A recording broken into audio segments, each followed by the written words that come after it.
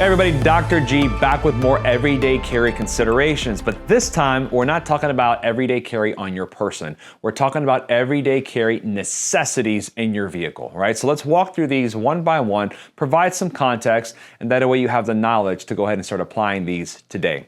So first and foremost, the condition of your vehicle matters, right? So the quality of your wipers sounds kind of silly, trust me, I know, but true or false, it is a safety and security concern that if you're driving in a storm or in snow and your wipers are faulty and you cannot see, you open up the possibilities or a higher chance of probability of getting into an accident. That's a safety concern.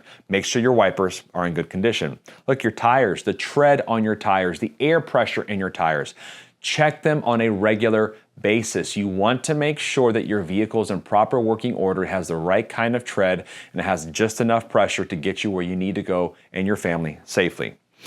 Number 3, a dash cam. The great thing about technology nowadays is being able to capture moments that could turn into an issue legally down the line, right? So whether that is a car accident that either, God forbid, you are in or your vehicle witnesses, you've got record of that. In a road rage incident, right? Being able to capture what's happening, what's being said. So in a court of law, you've got that evidence, very important.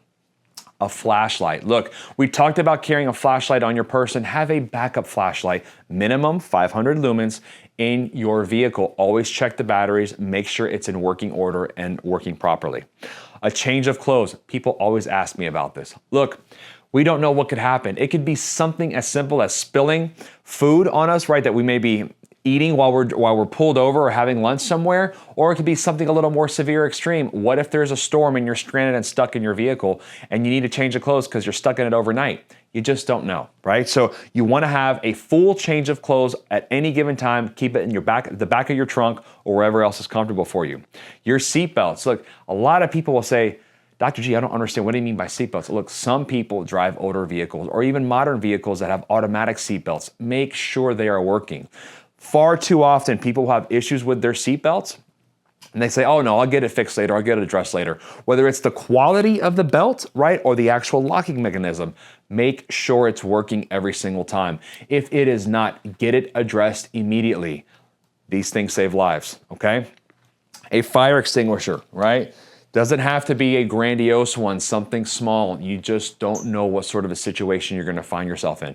Whether it's your vehicle that may be on fire or someone else's vehicle that you witness in an accident, or using this as a defensive tool, right? With someone that's coming up to you, they start accosting you by your vehicle, spraying your fire extinguisher in their face goes a very long way from a self-defense perspective, okay? So always carry an up-to-date fire extinguisher and always make sure you check where it's at as far as the quality of it and if it is up to standards.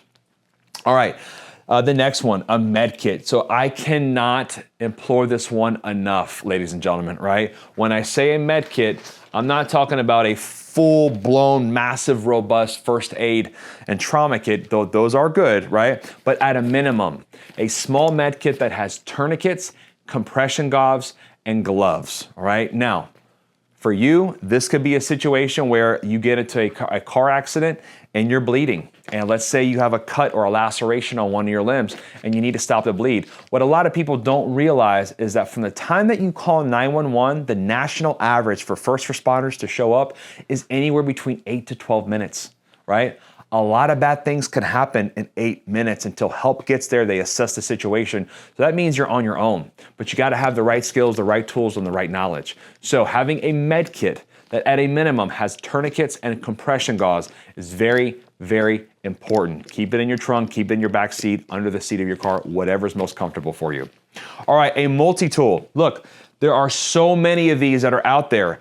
Take your pick, right? I like Gerber. They make a great, great tool, but there's plenty of other ones that you can explore, see which one you like the most, right? These are pretty self-explanatory, right? You just don't know what sort of a situation you find yourself in. You wanna have some sort of a solution or response to address it.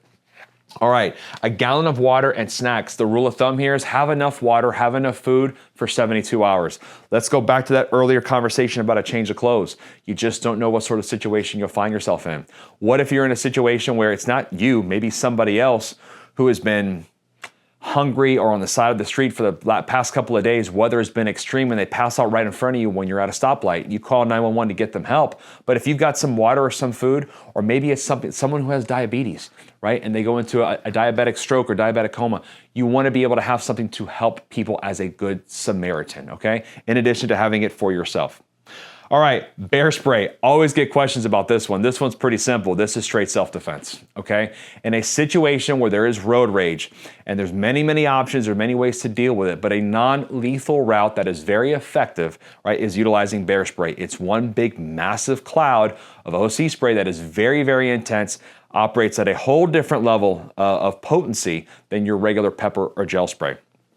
Gas. Rule of thumb here, ladies and gentlemen, never ever let your vehicle go below a half a tank. Never ever let it go below a half a tank. You just don't know what could happen. I always want to make sure you have enough gas to get home, get back to where you're going.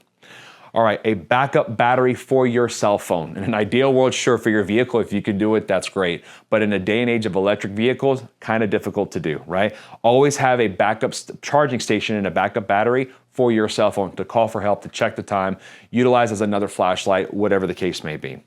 Look at a paper map. This one, people typically laugh at me. Well, I have my cell phone, Dr. G, 100%. But let's just say something happens and data and cell towers go down.